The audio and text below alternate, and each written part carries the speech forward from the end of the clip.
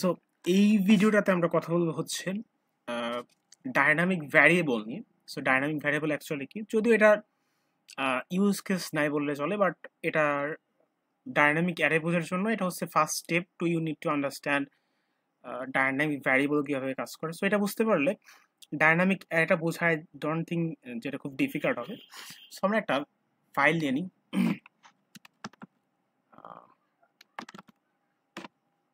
আচ্ছা, dynamic variable cpp। আচ্ছা, so আচ্ছা, এইটা করার আগে একটা জিনিস দেখি। সো আমরা প্রত্যেকবার একটা কাজ করার প্রয়োজন হচ্ছে এভাবে যে আমরা ইনক্লুড করতেছি, ইনক্লুড, তারপরে আইও স্ট্রিম, তারপর আমরা লিখতেছি এভাবে যে ইউজিং নেম স্পেস, তারপরে কি এসটিডি। সো এবং এখানে আরো অনেকগুলো কিন্তু আমাদের লেখার প্রয়োজন হয় যখন আমরা অ্যালগোরিদম লিখছিলাম। তারপর হচ্ছে মিনিমাম ম্যাক্সিমামের ক্ষেত্রে আমরা ইউজ করছিলাম মেবি হচ্ছে আরেকটা ফাইল ইউজ করছিলাম, আমার খেয়াল আসছে না আপাতত, এখন খেয়াল আসছে না। সো মেইনলি হচ্ছে এই টাইপের অনেকগুলো ফাইল আমাদের একসাথে অনেকগুলো ইনক্লুড করার প্রয়োজন হতে পারে। সো এটার সমাধানের জন্য আমরা একটা জিনিস ইউজ করতে পারি, সেটা হচ্ছে যে এক লাইন লিখলে সেটা হয়ে যাবে, সেটা হচ্ছে bits slash bit slash std c++ dot h। So এটা যদি ইনক্লুড করেন আপনার হচ্ছে ঠিকই তো ছিল আই থিঙ্ক। আচ্ছা, এটা ঠিকই আছে। আমার এটা আসলে এটা এরর দেয়। আচ্ছা, এরর দিক প্রবলেম নেই, বাট এটা কাজ করবে। সো এটা যদি ইনক্লুড করেন তাহলে হচ্ছে আপনার কোনো ধরনের আর হেডার ফাইল ইনক্লুড করার প্রয়োজন হবে না। আচ্ছা, সো আমি হচ্ছে মেইন ফাংশনটা লিখে ফেলি। আচ্ছা, সো এখন ডায়নামিক ভ্যারিয়েবল অ্যাকচুয়ালি কি এটা একটু ফার্স্ট আমরা দেখার ট্রাই করি, তাহলে তারপর আমরা আসতেছি। সো আচ্ছা, সো আমাদের কাছে দুইটা মেমরি থাকবে, একটা হচ্ছে স্ট্যাটিক বা স্ট্যাক মেমরি, স্ট্যাক, আর একটা হচ্ছে আমাদের ডায়নামিক মেমরি বা হিপ মেমরি, হিপ। সো এখন আমরা যদি একটা একটা ইন্টিজার ভ্যারিয়েবল এ ডিক্লেয়ার করি যার মধ্যে 10 আছে, এই ক্ষেত্রে কি হবে যে আমাদের স্ট্যাক মেমরিতে আমরা, সো এটা হচ্ছে স্ট্যাক মেমরিতে করলাম, ঠিক আছে, যে ইন্টিজার এ ইকুয়াল টু 10, তাহলে কি হবে যে এখানে 4 বাইটের একটা জায়গা দখল করবে, যেহেতু আমরা ইন্টিজার কয় বাইটের, 4 বাইটের। তো 4 বাইটের একটা জায়গা দখল করবে এবং তার মধ্যে থাকবে 10। আচ্ছা, এখন আমরা যদি একটা ডায়নামিক ভ্যারিয়েবল ডিক্লেয়ার করি তাহলে কি হবে, ডায়নামিক ভ্যারিয়েবল যদি ডিক্লেয়ার করি তার ভ্যালুগুলো এইখানে থাকে না, স্ট্যাকে থাকে না, থাকে হচ্ছে হিপ মেমরিতে থাকে, এবং তার জন্য একটা পয়েন্টার দিয়ে দেয়, ঠিক আছে, একটা পয়েন্টার আমাদেরকে ডিক্লেয়ার করতে হয় এবং ওই পয়েন্টারের অ্যাড্রেসটা থাকে আমাদের এইখানে। সো এইগুলা আমার মনে হয় এইটার বদলে আগে হচ্ছে আমি একটা দেখা দিই, তাহলে আই থিঙ্ক ভালো হবে। সো লেটস সে ইন্টিজারে তার মধ্যে রাখলাম 10। আচ্ছা, এটা যদি সি আউট করে দিই, আচ্ছা এখানে আমি একটা কাজ করি, input.txt output.txt আউটপুট। আচ্ছা, এটা হচ্ছে ইনপুট। আচ্ছা, এখন যে কাজটা করতে হবে, সো ওকে, সো এভাবে যদি রাখি তাহলে কি হবে, আমরা পারফেক্টলি আমাদের মানে ভ্যালুটা পাবো আর কি, অ্যাজ ইউজুয়াল এভাবে তো আমরা করে আসতেছি। আরেকবার রান করি।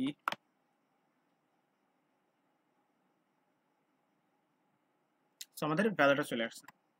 সো এইখানে কি হলো, এখানে কিছুই হয় না, নর্মাল যে কাজটা হয় যে আমাদের একটা মেমোরি, আমাদের স্ট্যাক মেমোরিতে একটা ভ্যারিয়েবল ডিক্লেয়ার হবে যার নাম হচ্ছে এ, এবং এর মধ্যে 4 বাইটের একটা জায়গা দখল করবে এবং এর ভ্যালু থাকবে 10। এটাই, জাস্ট এটাই হবে। হিপ মেমোরিতে যদি একটা যদি ডাইনামিক ভ্যারিয়েবল ডিক্লেয়ার করি তাহলে কি হবে, তো ডাইনামিক ভ্যারিয়েবল ডিক্লেয়ার করতে হলে যে কাজটা করতে হয়, ফার্স্ট অফ অল কোন টাইপের ডেটা হবে এটা, সেটা একটা টাইপ লিখতে হবে। লেটস আমরা একটা ইন্টিজার টাইপের একটা dynamic variable, dynamic variable declare করবো। ওকে, এখন এটা হচ্ছে একটা পয়েন্টার হিসেবে ডিক্লেয়ার করতে হয়, এই যে স্টার্ট দিলে ওটা পয়েন্টার হয়ে যায়, ঠিক আছে। এখন ওই পয়েন্টার একটা নাম দিতে হয়, লেটস পি দিলাম। এখন তুমি যদি ডাইনামিক ভ্যারিয়েবল ডিক্লেয়ার করতে চাও তাহলে যে কাজটা করতে হবে সেটা হচ্ছে নিউ ইউজ করতে হবে, নিউ। এখন যেহেতু ইন্টিজার টাইপের ডেটা, মানে ইন্টিজার টাইপের তুমি একটা ডাইনামিক ভ্যারিয়েবল ডিক্লেয়ার করবে, অবশ্যই এটা এখানে ইন্টিজার দিতে হবে।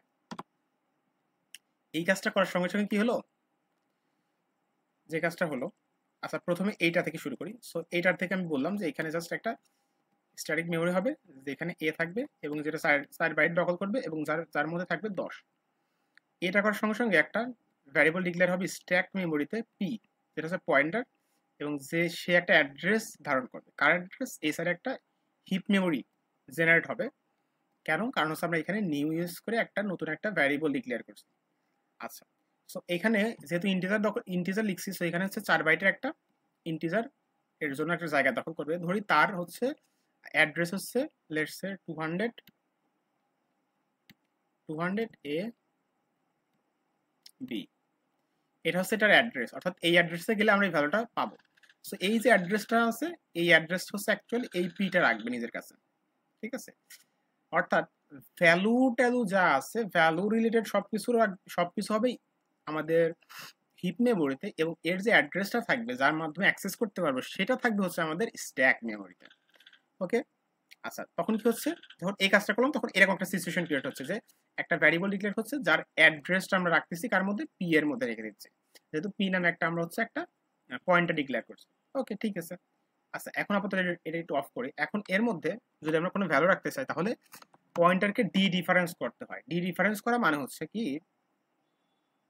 একটা পয়েন্টারের সামনে যদি এভাবে স্টার দেওয়া হয়, তখন এই পয়েন্টারের মধ্যে যে অ্যাড্রেসটা থাকে, এর মধ্যে অ্যাড্রেস কত আছে, 200 এ বি, তখন ওই পয়েন্টারের মধ্যে যে অ্যাড্রেসটা ছিল সেই অ্যাড্রেস চলে যাবে, অ্যাড্রেস চলে আসছে। আসার পরে এটা অ্যাক্সেস করা যাচ্ছে। এখন তুমি ইচ্ছা করলে এটাকে প্রিন্ট করতে পারো, এর মধ্যে ভ্যালুকে আপডেট করতে পারে, ম্যানিপুলেট করতে পারো, যা ইচ্ছা করতে পারো। তারপরে যখনই এটা লিখছি তখন হচ্ছে এই যে একটা ইন্টিজার ক্রিয়েট হয়েছিল না, ইন্টিজার, তার যে অ্যাড্রেস ছিল, অ্যাড্রেস চলে গেছে।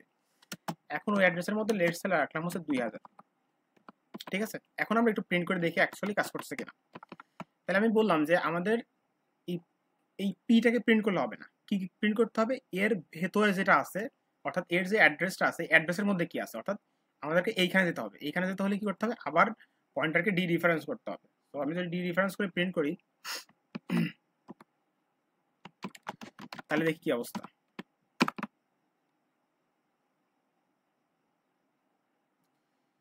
এই যে আমাদের আমাদের আউটপুট চলে আসছে কত, 2000।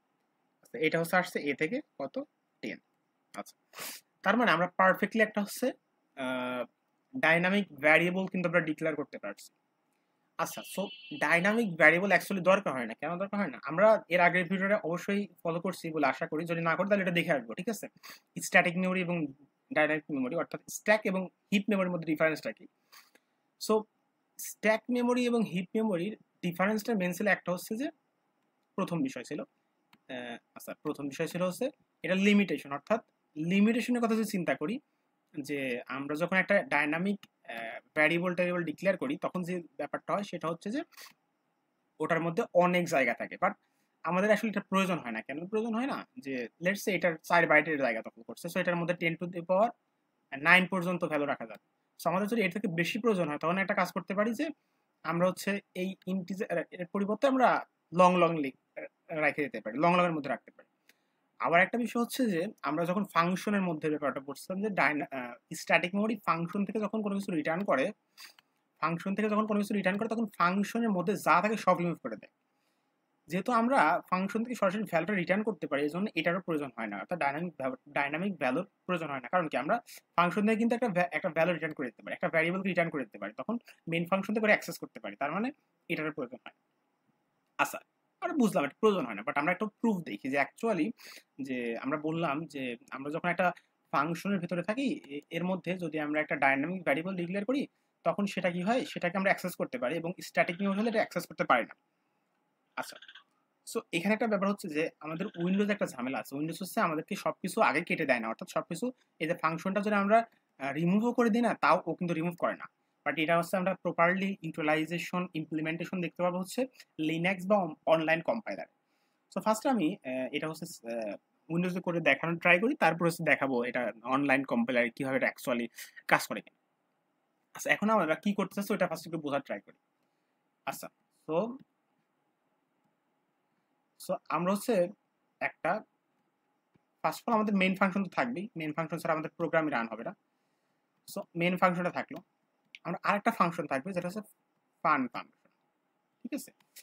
এই ফাংশনের মধ্যে একটা ভ্যালু রাখবো, লেটস সে একটা ভ্যারিয়েবল রাখবো a, যার ভ্যালু থাকবে 10, এবং এইটার যে একটা অ্যাড্রেস আছে না, প্রত্যেকটা ভ্যারিয়েবলে একটা অ্যাড্রেস থাকে। সো এই অ্যাড্রেসটা আমরা একটা গ্লোবালি একটা পয়েন্টার ডিক্লেয়ার করব, ঠিক আছে? একটা পয়েন্টার ডিক্লেয়ার করব, এবং এই পয়েন্টারের ভেতরে হচ্ছে এর অ্যাড্রেসটা রেখে দেব। যখন রেখে দেওয়া হয়ে যাবে তখন কি করব, এই ফাংশনটাকে আমরা কল করব। কল করার সঙ্গে সঙ্গে এই ফাংশনটা আমাদের মেমরি থেকে ডিলিট হয়ে যাবে, ডিলিট হয়ে গেল। এখন এই যে পয়েন্টারটা আছে, এই পয়েন্টারের মধ্যে তো এর অ্যাড্রেসটা থেকে গিয়েছিল, এবং যেহেতু গ্লোবালি ডিক্লেয়ার করছি যে কোনো ফাংশনের মধ্যে এটা অ্যাক্সেস করা পসিবল, তখন এর মধ্যে যে অ্যাড্রেসটা ছিল আমরা ওই অ্যাড্রেসটা আমাদের মেইন ফাংশন থেকে দেখা ট্রাই করবো ওই অ্যাড্রেসের মধ্যে আদৌ কিছু আছে কিনা। সো এটা হচ্ছে আমাদের পরিকল্পনা, যে আমরা অ্যাকচুয়ালি ফাংশন যখন কল করা হয় তখন ফাংশনের মধ্যে সকল ভ্যারিয়েবল যা কিছু ছিল সবকিছু একটা স্ট্যাটিক যদি ভ্যারিয়েবল হয় তাহলে রিমুভ হয়ে যায় কিনা। ওকে, ঠিক আছে। সো এটা আমরা একটু প্রুফ করার দেখা ট্রাই করব। আচ্ছা, সো তাহলে আমরা একটা কি করবো, একটা ফাংশন ডিক্লেয়ার করবো। ঠিক আছে, একটা ভয়েড ফাংশন ডিক্লেয়ার করলাম। ফাংশন ভয়েড মানে কি, যেটা কোনো কিছু রিটার্ন করে না। আচ্ছা, সো এর মধ্যে একটা ভ্যারিয়েবল নিলাম ইন্টিজার a, যার মধ্যে রাখলাম 10। এখন আমরা একটা গ্লোবাল পয়েন্টার ডিক্লেয়ার করি ইন্টিজার p। সো এটা কেন ইন্টিজার কেন লিখছি, কারণ হচ্ছে আমরা যার ভ্যালুটা রিসিভ করব বা যার অ্যাড্রেসটা ধারণ করব সে হচ্ছে ইন্টিজার, এই জন্য আমরা এখানে ইন্টিজার লিখছি। আচ্ছা, এখন আমরা p এর মধ্যে কি রেখে দেবো, p এর মধ্যে থাকবে হচ্ছে আমাদের, আচ্ছা সো আমরা p এর মধ্যে কি রাখবো, p এর মধ্যে রাখবো হচ্ছে আমরা অ্যাড্রেস অফ a, এর অ্যাড্রেস আমরা রেখে দেব। p এর ভিতরে রাখতেছি তাই না, p এর মধ্যে রেখে দিলাম, এর অ্যাড্রেসটা রেখে দিলাম, রাখা শেষ। এখন যে কাজটা করবো সেটা হচ্ছে আমরা জাস্ট এগুলো সব রিমুভ করে দিই। p এর যে অ্যাড্রেস আছে এই অ্যাড্রেসের মধ্যে অ্যাকচুয়ালি কি আছে ওইটা আমরা দেখার ট্রাই করি। ঠিক আছে, সো আমরা সি আউট করে দিই। আমরা হচ্ছে এটাকে ডি ডিফারেন্স করবো, p এর মধ্যে যে অ্যাড্রেসটা আছে তার ভ্যালুটা কত ওইটা আমরা দেখাবো। আচ্ছা, সো এন লাইন দিয়ে দিলাম। এখন যদি রান করি এটা আউটপুট 10 আসবে। আমি জানি 10 আসবে, কেন আসবে, কারণ হচ্ছে আমাদের উইন্ডোজ এটা রিমুভ করে, ও ওয়াও, ওইটা এটা কাজ করছে আই থিঙ্ক। দেখি তো আরেকবার।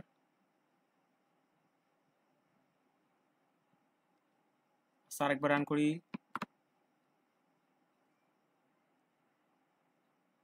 আচ্ছা, এটা পারফেক্টলি কাজ করছে, এখানে কোনো আউটপুট দিচ্ছে না। আমি ভাবছিলাম হয়তো বা উইন্ডোজ এই প্রবলেমটা করবে, যে উইন্ডোজ হচ্ছে আমাদেরকে আচ্ছা আরেকটা কাজ করে, হ্যাঁ এটা এখান থেকে আমি প্রিন্ট করি সি আউট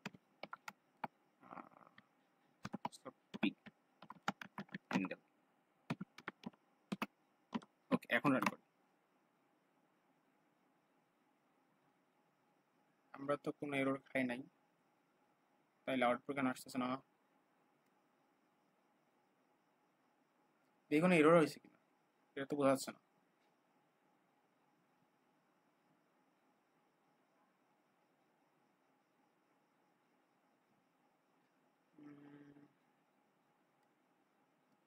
আচ্ছা, ওইটা আরেকবার দেখি কোনো প্রবলেম করলাম কিনা। একটা আমরা পয়েন্টার ডিক্লেয়ার করছি, একটা ফাংশন নিলাম, ফাংশনের মধ্যে একটা ভ্যারিয়েবল ডিক্লেয়ার করলাম পারফেক্টলি। একটা এখন পয়েন্টারের মধ্যে জাস্ট এর অ্যাড্রেসটা আমরা রেখে দিলাম, পারফেক্ট। ওইটাকে আমরা একটু প্রিন্ট করার ট্রাই করছি, এটাও ঠিক আছে। মেইন ফাংশন, ও আচ্ছা আচ্ছা আচ্ছা, আমরা যে ভুলটা করছি সেটা হচ্ছে আমরা ফাংশন তো কলই করি না, ফাংশন তো কল করতে হবে। ওকে, এখন রান করি। আচ্ছা, ফাংশনটা কল করছি তাও কেন আউটপুট আসতেছে না। আচ্ছা, মাঝে মধ্যে এটা একটা ঝামেলা করে। আচ্ছা, দেখি কি হয়। ওকে, সো এটা হচ্ছে আমরা মেইনলি ফাংশনটা কল করছিলাম না বলে এত প্রবলেম করতেছিল। আচ্ছা, সো আমি এটাই বলতেছিলাম, কারণ এর আগে আমি একবার করছিলাম তখন দেখছিলাম যে এবং একটু চ্যাট জিপিটি ঘাটাঘাটি করলে বুঝতে পারবেন যে আমাদের উইন্ডোজ অ্যাকচুয়ালি কি করে এক্সট্রা ভ্যালুগুলো রেখে দেয়, মানে মানে আগে সবকিছু রিমুভ করবে না। আমরা যদি স্ট্যাক মেমরি ইউজ করতেছি বাট ও সবকিছু রিমুভ করে না, ও রেখে দেয়। বাট এই কাজটা যদি আমরা আমরা কিন্তু কি করছি, আমরা ফার্স্ট দেখার ট্রাই করি, হ্যাঁ তারপর আমরা আসতেছি। সো লাইন বাই লাইন আসি। সো এই লাইনে একটা একটা ইন্টিজার ভ্যালু ডিক্লেয়ার করছি, সরি ভ্যারিয়েবল, এটা হচ্ছে আমাদের স্ট্যাক মেমরিতে a ইকুয়ালস টু 10, যেটা হচ্ছে ফান ফাংশনের মধ্যে, এবং এর যে অ্যাড্রেসটা ছিল অ্যাড্রেসটা হচ্ছে একটা পয়েন্টের মধ্যে রাখছি যেটা হচ্ছে গ্লোবাল, ঠিক আছে। আচ্ছা, তারপরে হচ্ছে এটাকে প্রিন্ট করে দেওয়ার ট্রাই করছি, তখন এটা 10 আউটপুট দিছে। আচ্ছা, এখন এই পয়েন্টারের মধ্যে কি আছে, এই পয়েন্টারের মধ্যে আছে এই এটার অ্যাড্রেস। এখন যখন এটা ফাংশনটা এক্সিকিউট হয়ে গেল তখন কিন্তু আমাদের জানা মতে যে এটা কিন্তু রিমুভ হয়ে যাবে, এবং এইখান থেকে যখন প্রিন্ট করতেছি তখন কিন্তু কোনো আউটপুট দেওয়ার কথা ছিল না, 0 হয়তো দিতে পারতো, বাট এখানে স্টিল আমাদের 10 আউটপুট দিচ্ছে। তার মানে কোনো একটা ঝামেলা আছে, অর্থাৎ আমাদের উইন্ডোজ একটু প্রবলেম আছে। মানে উইন্ডোজ গুলো হচ্ছে যে কাজ হিসেবে কাজ করে, সবকিছু রিমুভ করে দেয় না, ওরা রেখে দেয়, পরে পরে রিমুভ করে।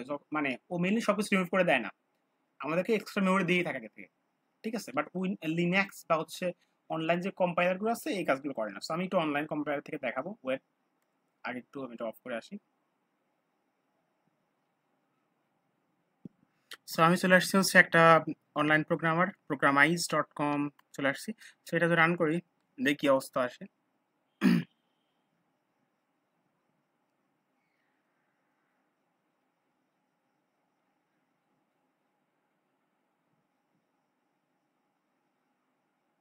আচ্ছা, এটা স্টিল 10 দিচ্ছে কেন? আচ্ছা দেখি আমি কোনো ভুল করছি কিনা।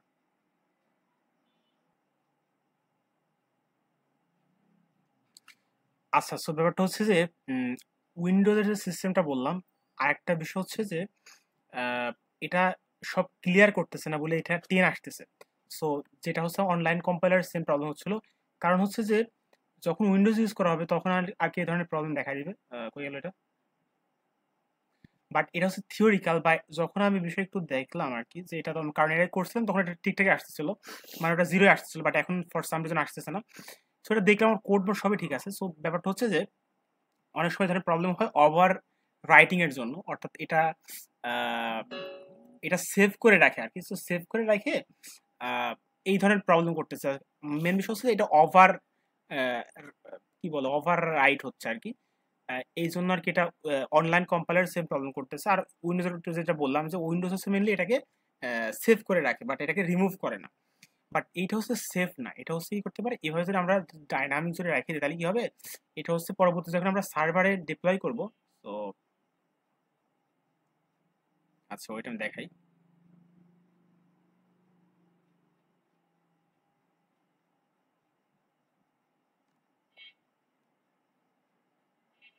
আচ্ছা, even though variable a is local to এত function and should be destroyed in এত returns, we are still accessing its memory location through the pointer এত, this is undefinable variable C++।